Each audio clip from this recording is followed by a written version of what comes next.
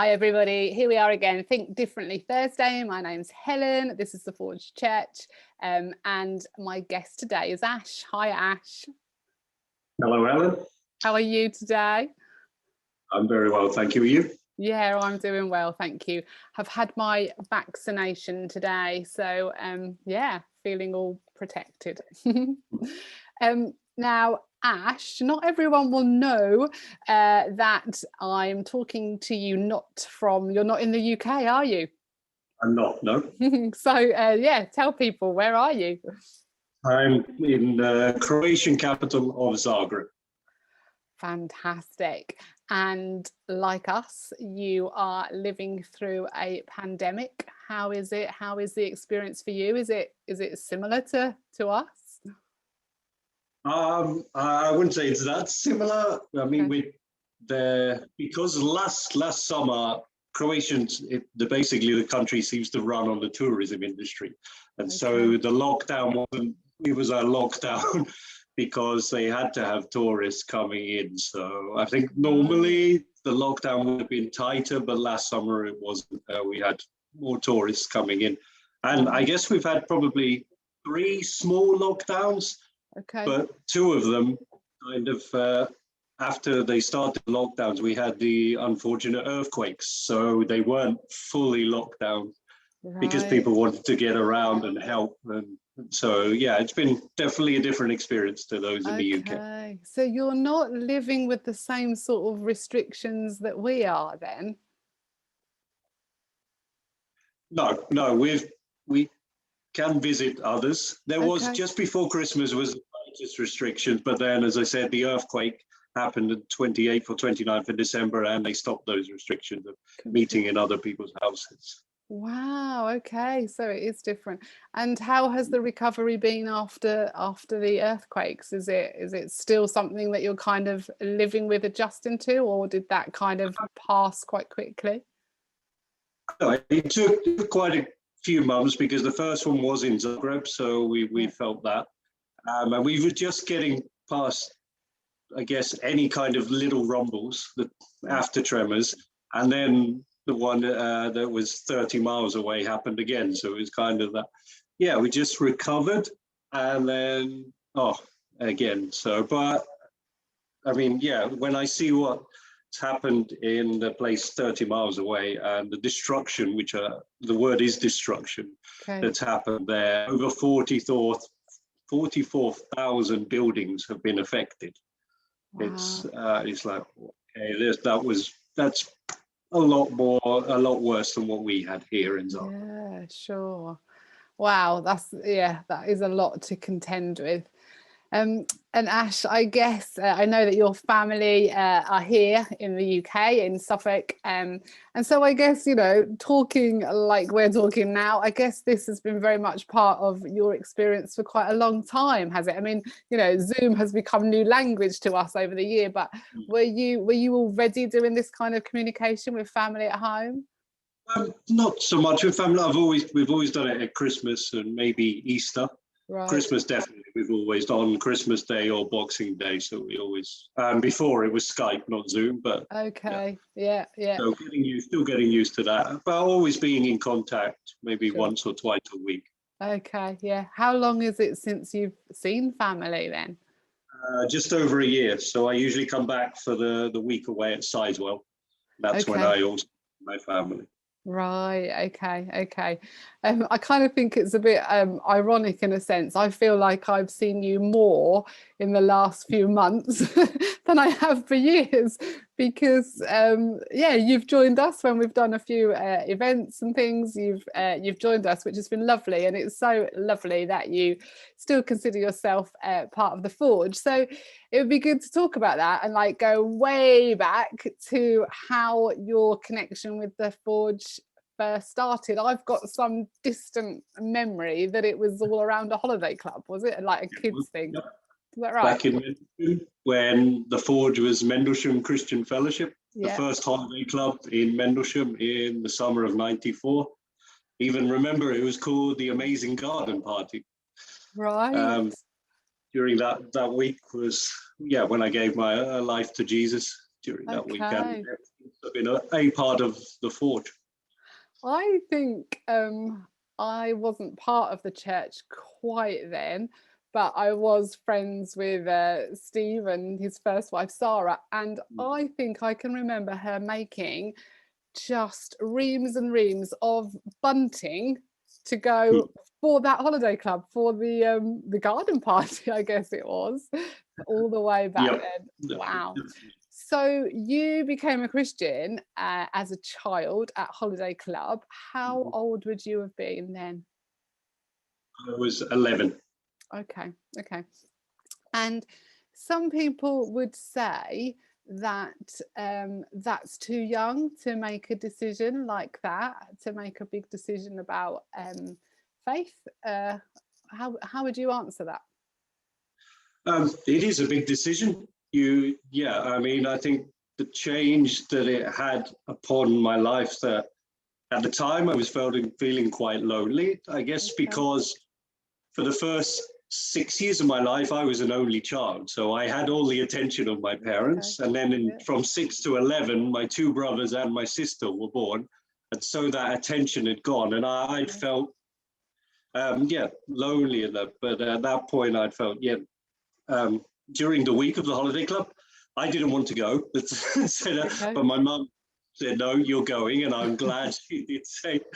But definitely during that week, I learned that, God was always there with me.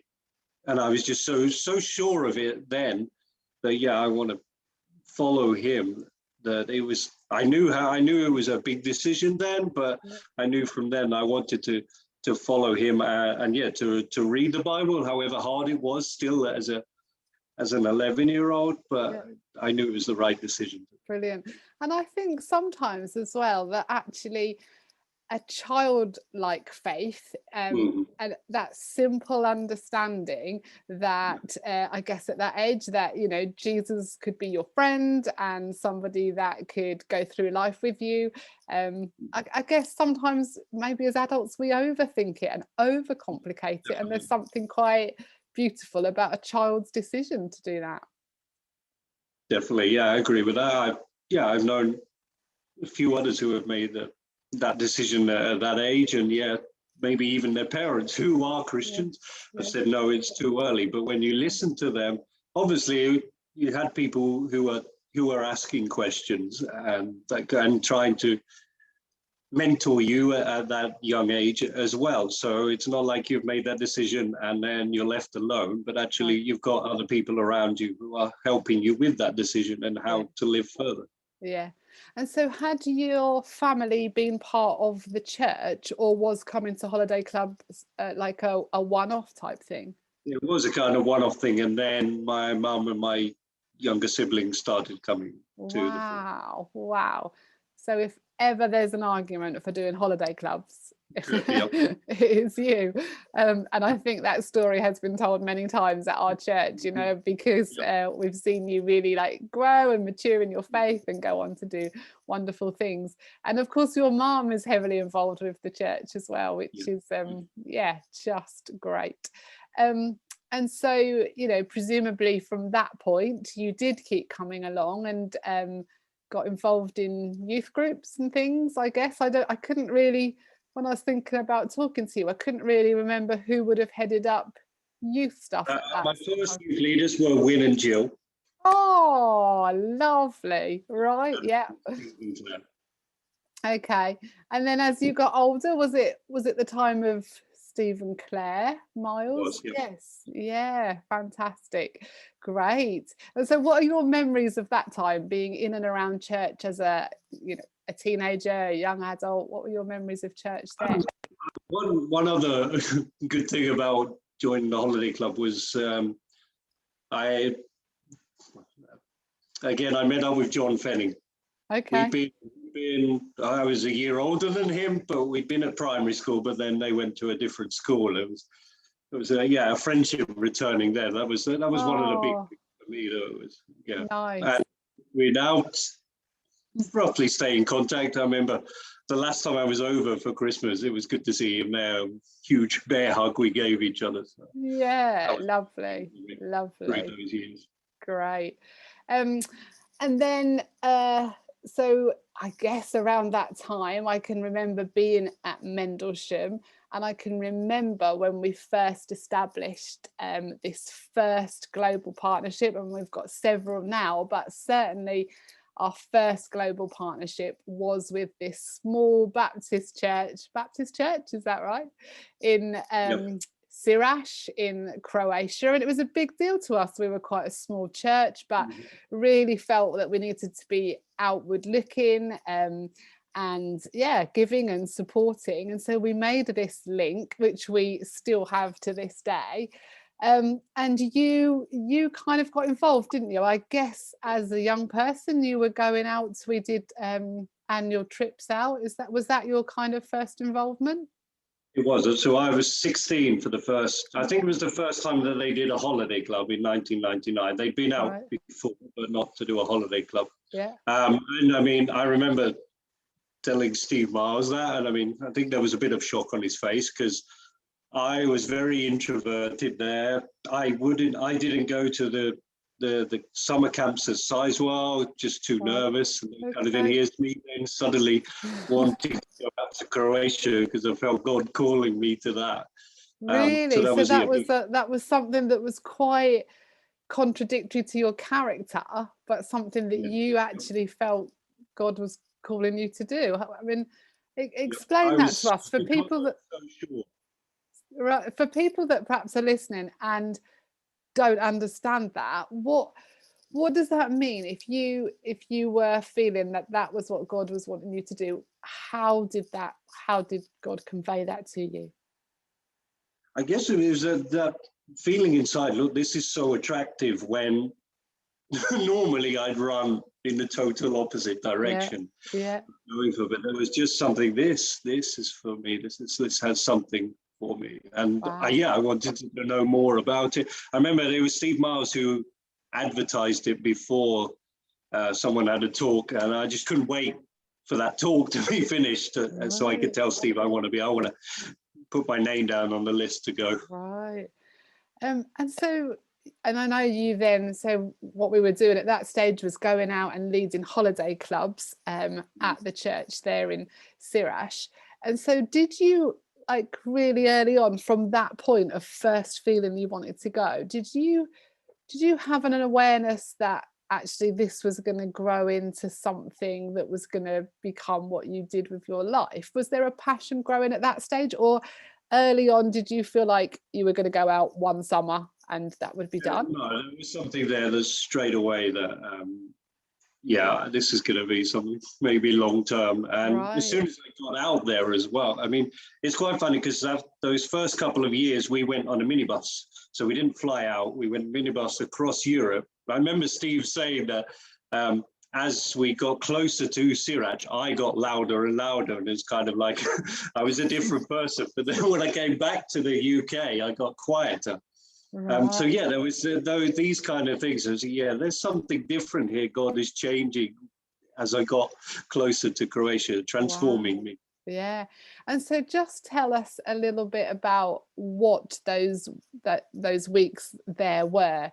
What was it like? You stayed with families, didn't you? And so it was very youth orientated as well, wasn't it? So we stayed with families, but all the meals were in the church building. So we got to spend plenty of time with the young people and quite a few of the church. So the older folk were the ones cooking the meals. So you get that feeling of church that everyone was there and being a part of it. Yeah. And then we'd go down to the playground in the mornings. We'd have the camp, the holiday club there in the morning, and then every afternoon we came back, and usually we'd be playing football. We'd have dinner, and then we go back to the playground or somewhere else where we play some more football. I've never played so much football in my life over 9-10 days. Right. And how did you cope with the language at that stage? I mean, presumably there was the language barrier. Yeah, I mean, actually then, because I was just finishing GCSEs, I was studying German at the time. Okay. And German was a bigger language. It was more being studied more at that time. So I was actually conversing in German. Okay, right. With those who knew German over there. Right. And so jump us on a little bit. So you've gone out multiple times, you've done holiday club, you've really realized that something is stirring in you and this is going to be something that plays a big part in your life. So how did you come to the point at which you knew or you decided that actually you were going to make the move and go and live out there and be part of what they do all the time? Well, I mean, say every time I came out, there was just this. It hurt so much to leave. There Wow. were tears in my eyes because I don't want to leave. But I mean, if it was my will, after a couple of years, I would have stayed there. I would have moved out there, but it wasn't God's timing then.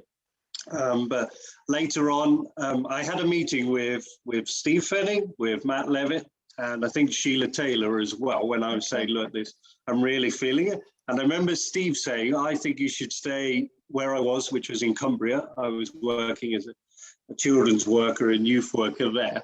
And I said, another year to get more experience of youth worker. And then the following year, you'll be ready. So again, God put someone, Steve, in there to say, no, not yet, but that time will come. And just, I love the fact that God has, through the years, has put someone in place to say, not yet, but you will be ready. Yeah, fantastic.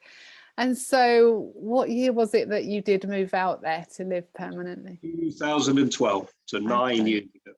Is it really? Oh my goodness. Wow. And so when you went out, what was your role? What was your place in that when you first went out there?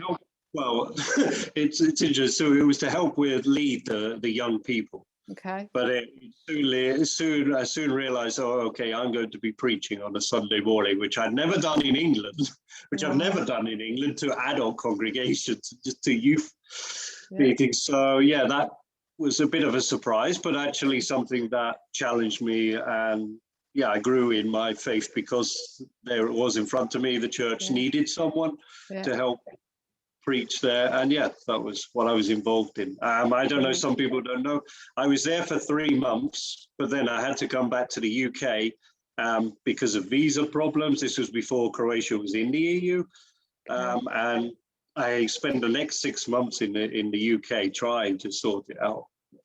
So it was I guess it was a frustrating period, but when I finally went back to Croatia, had the visa in my hands, it was like, again, God is in control. Brilliant. And so was this paid work or were you there on a voluntary basis? This was a voluntary basis, Okay. So that must have had its challenges as well, just raising finances all the time. I mean, that was 2012. From 2006, I'd already been involved in voluntary work. So I'd been building up a team of sponsors to be in partnership with. So it wasn't something that was totally new for me, but it was a need for more finances when I moved out. Yeah. Did you have any resistance from your friends or your family when you were saying, this is me, I'm going to move out there, that's where my life's going to be? Was that a hard thing for family? No, but I can't remember any resistance. Actually, people were really cool. Okay. In the early years when I was saying this, look, I really feel called out there. This was early 2000s when people weren't sure where Croatia was, or was still asking, isn't there still a war on out there, kind of thing. But in 2012, that time is like, people, that sounds cool. Really. And I mean, one of the reasons also for me realizing, God was calling me out there was whenever I'd come back or whenever I was speaking about Croatia, people would say that there was something extra in me. You could see the passion overflowing in my words, in my body language. Yeah. And I guess your family had seen that from very early on as well. If they were seeing the excitement of when you were just going out for those summer visits and then coming back again, they must have really got to see that, it was something you were passionate about. And so moving on a little bit, you met Tamara. Tell us about Tamara. Okay, Tamara, I'd met her quite a few years ago, but around 2013, her older brother kept inviting me around to the house, but for some reason, I had to say no. But then there was one time when I was able to go, and it was quite funny because we were there, and then in the evening, everyone left, but there was Tamara and I, and so we just got chatting from then. Just Tamara was about to start, she was then about to start university. And so I had a load of questions for them and just sharing my experiences. And then over time, that friendship developed, spending time with each other. It was almost as if her parents, they kept inviting me over to be involved in certain things, like just because they have their own self-sufficient. So they were growing corn. So we were going out in the field and collecting that. Wow. Yeah, having their own pig slaughters. So I was invited to that as well. Ooh. Yeah. Fab. And obviously you grew to love her and you have married her. We have, yep. And now almost 4 years. Is it really? You are really shocking me with some of the things you're saying about how long things have been. Oh my goodness. Wow. It's amazing. And so you must have completely adopted Croatian culture, and I think you speak the language fluently, don't you, Ash? People who don't know Croatian would say I speak fluently. My grammar isn't great. Later this year, hopefully, I will actually be starting Croatian classes to improve it, because I mean, people understand that's everyday life is fine. But I said, if I do preach in church, then it means someone else translates for me. That's not always the easiest. Tamara loves to do it, but sometimes she doesn't always have the time. I'd love to be able to preach in Croatian. Wow. Yeah. And so what would you say is the biggest difference between Croatian culture and living in the UK? Croatians can be very direct in a positive and a negative way. Very direct. Okay. That's it. They're very honest with you. Okay. Which often is good, but sometimes you don't want to hear that. Brilliant. And so I think, I'm a bit worried about saying timings now because I might get this wrong. I think it was a couple of years ago now that you decided to make the move away from Sirash and what you'd been doing and working with the church there. Just tell us about that, because you've obviously said you're in Zagreb now. So tell us about what was the process of leading you to feeling that there was something different? Well, I was at a youth conference one evening. It was a worship evening, and because I don't play an instrument and I haven't got the greatest of singing voices, I've struggled worshiping in that way. But that night was just something different. I was singing at the top of my voice, so I don't know if I was affecting others, but it was just that feeling. I was worshiping with all of my heart. And that was in Zagreb at the time. And just as whoever was leading, they said, let's have a time of prayer. I closed my eyes, and suddenly God was giving me these visions. One was of the streets of Zagreb, but it was, for some reason, it was all empty of people. And it turned into another vision where I saw colors disappearing from Earth, but then more vivid and vibrant colors returning to Earth. And then I had another one where I was on sand and just footprints in front of me and going out, and just these. And at the time I was like, wow, what is this? It was like, because I've never seen colors like I saw in those visions. And I shared with Tamara and a couple of other people. And obviously the only thing that was, I guess, direct was the fact that the first vision was of the streets of Zagreb. Or one particular street in Zagreb. A week later, again, we were at this time at a smaller youth meeting, and worship again. I was worshiping, just loving it. And again, we closed closed my eyes where we started praying, and this time there was a vision of me in space. And just as I was enjoying that, I went to the bottom of the sea. And this time there was a voice of God saying, Ash, I've just shown you two things that you've always wanted to experience. Just trust me, follow me, and I'll show you so much more. I was like, okay, God's got something in store for me. But again, there's nothing I've got to trust. There's nothing there direct, specific, apart from the Zagreb thing. And so I was telling other people, people were praying. And a couple of months later, Tamara actually had a meeting with a then boss of DPB, saying, look, we've had these visions, just pray for us. And and at that point, he was saying, well, look, we've got two places in DPB where we need someone who is looking over the new religious education material. And the second one, we need someone to overlook the sports ministry. And it was like, oh, well, this sounds right. We'll be praying for that. And we had others praying for it as well. And I think the main thing was someone gave me advice was like, write down everything. So so you can remember that, but also when there are times that maybe things aren't going well or plans don't seem to be going quite right, but you can come back to this and that can be that strong foundation. This is what God showed you. So, it was that kind of process. Wow. It took us, half a year to actually make the decision, because then once we made the decision, we were like, right, okay, we've got to try and sell our house in Sirac, where Sirac doesn't sell houses too often. Oh, okay. We hadn't even put it up for sale as such. We'd put a message on Facebook and someone got in contact with us. The people who actually wanted the house before we bought it. And so they'd seen the changes that we'd made to it, and they wanted to buy it. So it was definitely after that, we were like, we've made the right So even step. that seemed to confirm it all. There's so many questions I want to ask you about everything you just said. So you said about having these visions.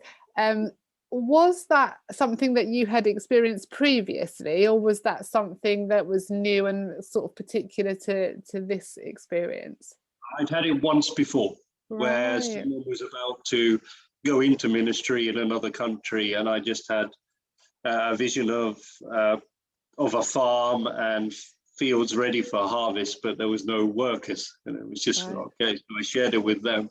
That was the only other time that. So that must have been really exciting to have those visions and to be able to share. I think it's really interesting that you shared with other people and kind of brought other people into that to help you with the decision and to bring wisdom to it as well. And you said, I think you said that you heard the voice of God saying, Ash, I've got this for you. So heard it in your mind, or you felt you heard an audible voice? Definitely, it felt I heard an audible voice that was like no other. It came with authority, but it was gentle at the same time. Really? Wow. So sure. Exciting, very exciting. And then and you talked about DPB. So what is that? In Croatian, it's Društvo Prijatelja Biblije, which means Croatian Scripture Union. So we have Scripture Union in the UK, and we're the Croatian part of that. Okay, right. So all of that and those confirmations, and you made the move, and so your role with them is? At the moment, it's coordinator of sports ministry. Okay. Oh, great. And so just tell us a bit about what you do. What would be a kind of normal sort of day for you? Well, it's a lot of planning at the moment, but so on Saturdays at the moment we're going hiking. So Zagreb is on the side of a hill stroke mountain, and we're using through these winter months. We're just going hiking, and then when we get to a point, I have a short message, maybe 5-minute message in the middle of that, and we're just mainly Scripture Union looks at focusing at young or families and young people and children. Right. So that's the people who we invite to this Okay. hiking. Usually, so a big thing for us is rock climbing, but obviously through the winter months we can't do it outside, and at the moment, because the gym is closed, we can't use gym inside for rock climbing. So we had to look at we want to go outside, we want to keep the group going, so we'll go hiking. Yeah, sounds like a great job. Sounds really good. And is Tavara involved with this company as well, or does she do something different? So she is. Yeah, so she is. I said they've just started redoing religious education material for Protestant churches in this country. Right. It's 20 years old, so we can imagine some of the old material isn't relevant anymore. Yeah. And that's been updated. So the first year has been done, and recently they've been printed, and now Tamara is working on that second year. So it's resources for teachers and for the pupils. Yeah. Because over here, because it's a Catholic country, the religious education of Baptists, it's done outside of school. Okay. Right. It's just really, really interesting to talk to you. I think you will always be dear to our heart at the Forge because of your story, because your story began with just coming along to Holiday Club, and we've just seen you, just grow in your faith and really listen to God and excuse me, just work with this partnership that we've had and still have. It's just a wonderful, wonderful story. I love it. I love your passion for it as well. And I know people will be really pleased to hear that you're doing really well. And I know lots of people are really interested in you and pray for you, but for folk that perhaps have, just heard from you for the first time today, what can we pray for you? What would be the things that you would love us as a church to be praying for and about? In my role, I guess, in the sports ministry, to look at different sports. At the moment, we've just got the rock climbing and the hiking, but just to branch out to, we've just at the moment sent out a questionnaire to churches in Zagreb to see what sports they're involved with, what they'd like us to maybe put on. So the answers in that questionnaire, and then, but also, like most places, we really struggle with volunteers. Okay. So that's it. So we're trying to really build up a team of volunteers, and also looking for the future. So those who are in our rock climbing and hiking groups that are in the ages of within 12 to 14, we're looking at kind of making them young leaders, and then eventually in the future take on leadership roles. So that would definitely be praying for that. Great. Well, I'm sure folk will do that. That's just wonderful. It's been really, really lovely to chat to you. I'm so grateful for your time today. I've just got one last question, finally question. What do you miss most about the UK? I think it's people. I don't think anything, because most foods I can either get actually out here, or there's a couple of American stores in Zagreb where they have a lot of stuff like Marmite. Okay. Or I can get a recipe online and try and make the equivalent, because gravy and custard not out here, but could try make that. But people is definitely friends and family. I'm sure I understand. I don't miss the weather. What is your weather? What's normal sort of weather for you? It's very warm during the summer. And the winter is usually quite cold with a lot of snow, but we haven't had much snow these couple of winters. Right. It's supposed to come next week. We're supposed to have some. Oh, okay. Brace yourself. Okay. Oh, well, it's just been really, really lovely. Thank you so much for chatting to me. Really appreciate it. Have a good rest of your evening. See ya. Bye. Bye.